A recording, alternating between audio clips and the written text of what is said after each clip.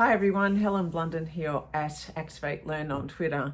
It is time for another book review, and this time round it is a book by an Italian author. Obviously it has been translated into English because I don't know Italian. I wish I did, but unfortunately I do not. And the author is Alessandro Baricco, who you might know. He is very well known in Italy. He has written some novels called Silk and the Iliad and Mr. Gwyn. It is the first time I know of his books, and I certainly know of this author because I had visited the Brighton Library recently, which is one of the libraries in our area. And this book called The Young Bride was sitting on the shelves where they were thinking, yes or no, should we keep these books or not? So they had an entire shelf set aside for books that weren't borrowed often by anyone.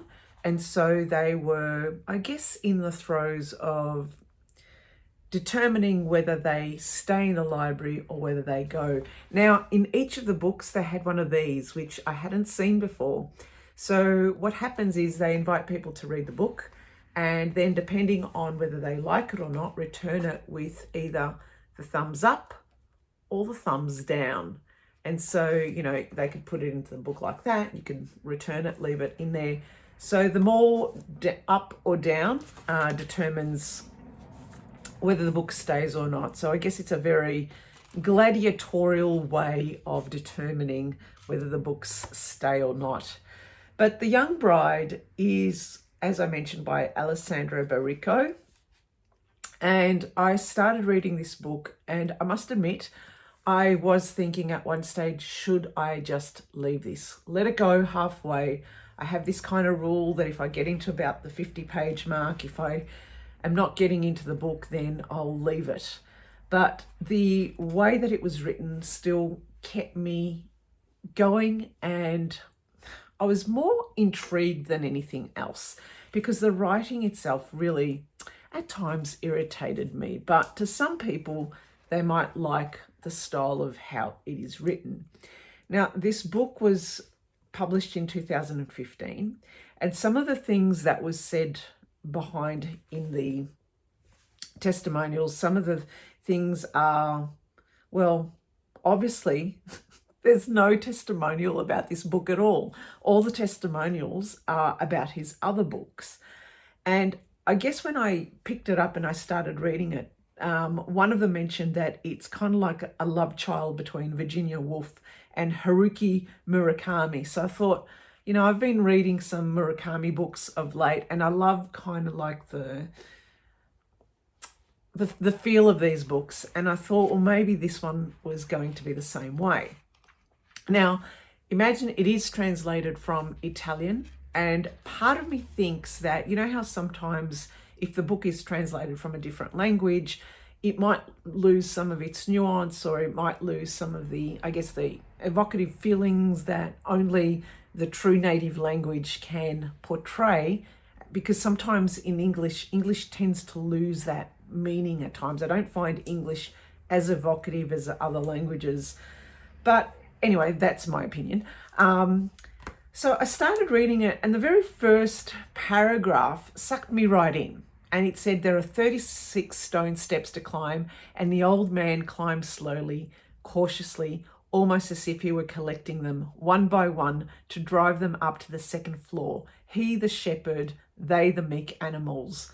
Modesto is his name. He has served in this house for 59 years and is therefore its priest. So it starts off wonderfully, and you have this image of this old man going up the stairs and living in this house. And what this book is about, it's really bizarre.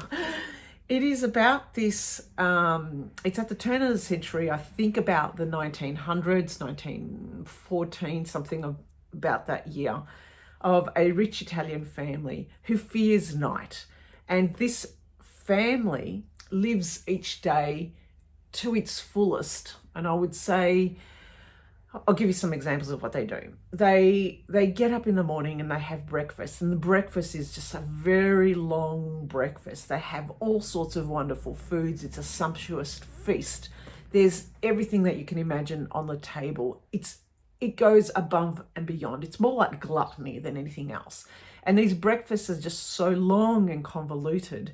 And then after breakfast, they will then move over into lunch, where they do something the same.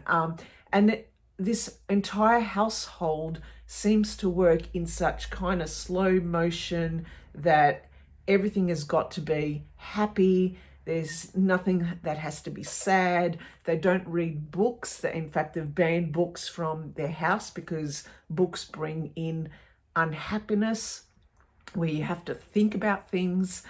And so it's about obviously this family who really fears death, because in their life, in their family generation, everyone who's died has died at night. So they try to kind of overcome and just enjoy the day as much. I don't guess enjoying the day is eating non-stop. Anyway, so what happens is this young girl, this young bride who comes from Argentina, comes to their home. Now, she's 18 years old, and she mentioned that she met the young son at 15, and they fell in love and they wanted to get married. But this young son, who, there are no names in this book. There's the young bride, there's the mother of the house, there's the father of the house, there's the uncle of the house.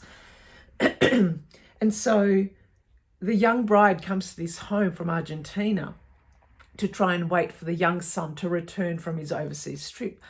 But what happens is, over the few years, he doesn't return, and instead dribs and drabs of his belongings seem to come back. You know, trunks, tennis rackets, a golf club, just little bits and pieces that seem to come back that kind of preempt that the returning of this young son, but we don't see him around.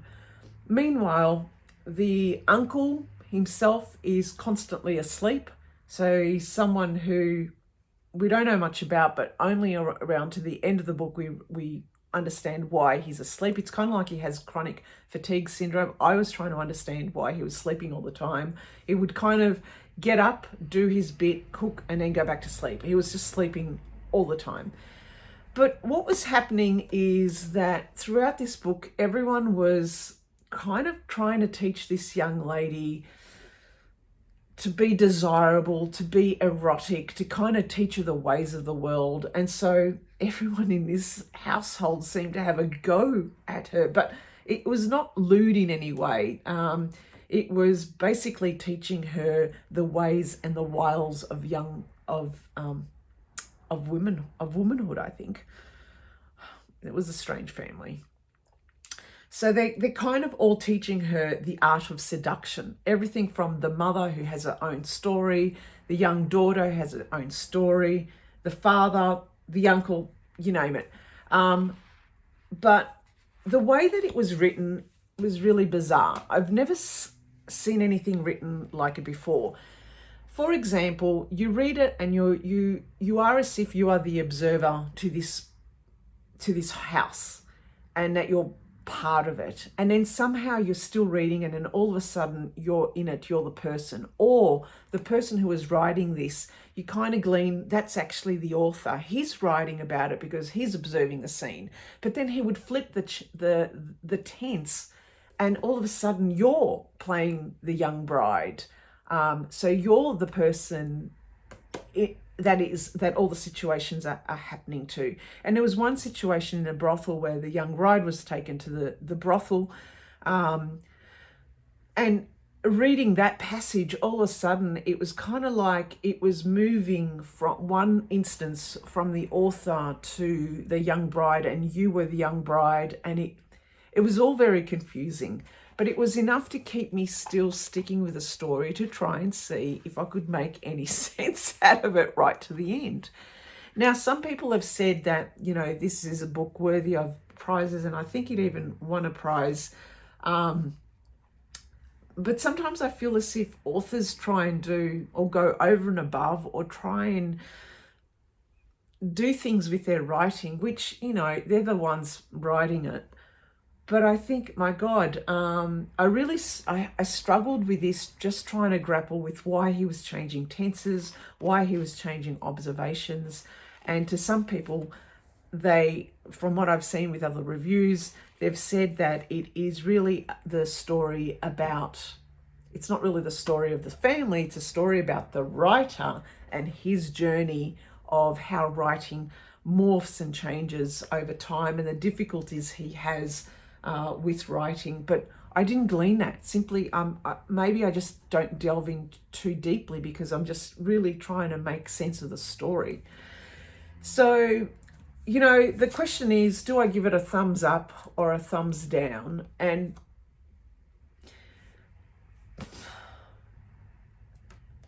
maybe I should give this a second reading, but part of me thinks if I struggled with it the first time and yet I still kept on it, maybe I don't have the in-depth meaning or the patience to try and figure out exactly what it meant. So for now, unfortunately, for this particular book and just the way that it's written, the chopping and the changing, the different tenses, the different times, elements, sometimes you're in the past, sometimes you're in the future, sometimes you're in the present, I would say I'm going to put the thumbs down for this one. So my apologies. But please, please don't let that stop you. Never let a review from anyone, including myself, stop you from reading it. Read these books by yourselves and understand. You may love this book, and if you do, all power to you. There is absolutely nothing wrong with it. So that's it. The Young Bride by Alessandro Baricco. Bye for now.